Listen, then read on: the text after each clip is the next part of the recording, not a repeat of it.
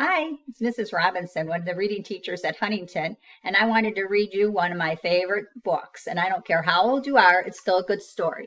And it's called The Wide-Mouthed Frog. Okay, here we go.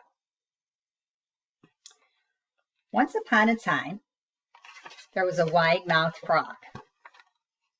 And he said, I'm a wide-mouthed frog, and I eat flies. And he went along until he came across a blue feathered bird. And he said to the blue feathered bird, I'm a wide-mouthed frog, and I eat flies. What do you eat? And the blue feathered bird said, oh, I eat wiggly worms and blue, juicy blueberries. And the frog went along until he came across a brown furry mouse. And he said to the brown furry mouse, I'm a wide-mouthed frog, and I eat flies. What do you eat? And the furry brown mouse said,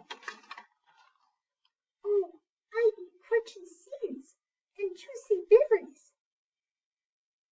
And she wiggled her whiskers. And the wide-mouthed frog went along until he met a big green alligator. And he said, I'm a wide-mouthed frog, and I eat flies. What do you eat? And the big green alligator replied,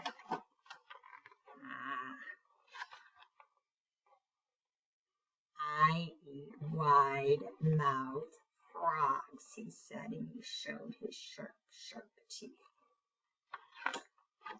And the wide-mouthed frog stopped catching flies and gulped. Then he puckered his lips and made his mouth as small as possible and said, oh, you don't see very many of those around here, do you? And he jumped into the pond with a great big splash. And that's the end of the Wide-Mouthed Frog book. I hope you liked it as much as I did. See you later. Bye.